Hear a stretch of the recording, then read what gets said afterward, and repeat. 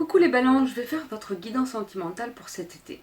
Donc en fait, je viens de la faire, mais ça n'a pas filmé. Donc j'ai déjà vos cartes. Je vais vous les montrer au fur et à mesure et je vais vous redire ce que j'ai pu dire à ce moment-là. Parce que je ne vais pas les retirer parce qu'elles ont déjà sauté toutes seules, elles sont venues à vous. Donc on va revoir autrement. Donc elles seront peut-être, la vidéo sera peut-être un peu plus courte que les autres parce que forcément je n'ai pas le tirage à faire. En première carte, on avait eu la concrétisation de projet. Donc pour certains, c'est ce que je dis, c'est qu'il y a des morceaux du puzzle, on le voit là, qui s'embriquent pour pouvoir enfin réaliser votre projet. Ça peut être un projet sentimental, ça peut être un projet personnel qui fait que côté sentimental, vous serez bien. Donc voilà, il y a des belles choses par rapport à ça. Ça peut être un emménagement avec quelqu'un, l'achat d'une maison, la construction d'une maison, ça peut être totalement différent. Ça peut être, je sais pas, prévoir des vacances, des premières vacances ensemble. Ça peut être, c'est pas forcément un énorme projet, ça peut être un petit projet aussi. Et ça peut être plutôt côté personnel, par exemple changer de travail ou des choses comme ça, mais qui va faire que côté sentimental, ça ira mieux.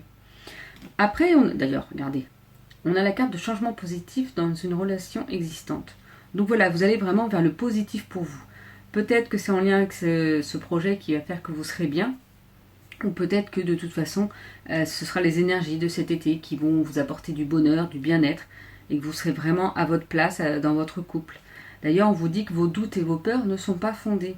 Donc, ne vous prenez pas la tête, ne vous posez pas trop de questions, écoutez votre cœur, mais et le mental, on le lâche un petit peu. Là, on est en train de vous dire, si vous avez des doutes ou des peurs, enlevez-les.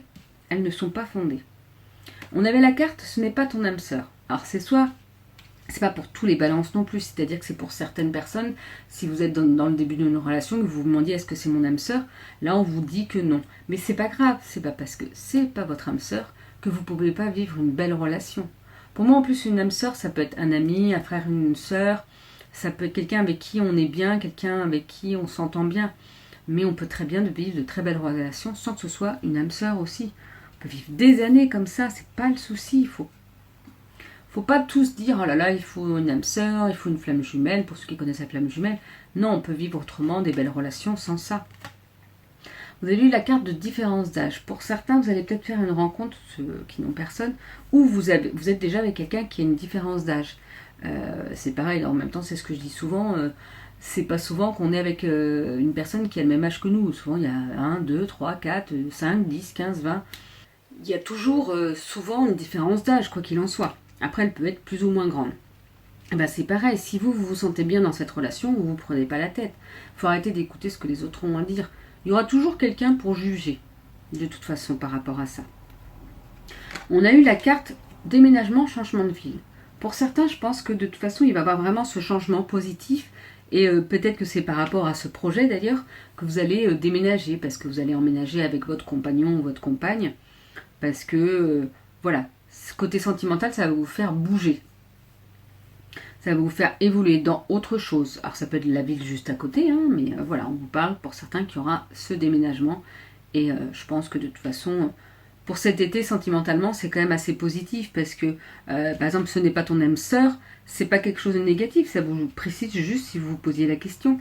Là, les doutes, les peurs, c'est juste pour vous rappeler, enlevez-les, vous prenez pas la tête et de toute façon, il y a des changements positifs.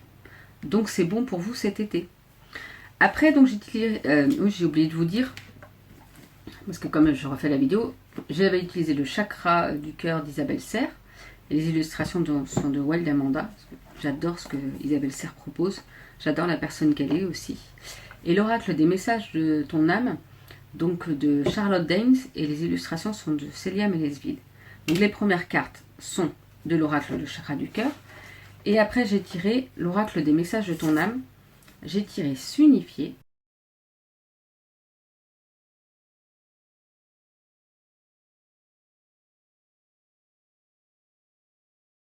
Je vous laisse la carte pour que vous ayez le temps de lire. Après, n'hésitez pas à faire pause. Tu es comme un diamant avec de multiples facettes. Chacune de ces facettes, c'est toi. Aussi différente et opposée soit-elle. Ramène chaque partie de toi à toi et sans la force de l'unicité te combler. Et on avait la carte se remettre en question.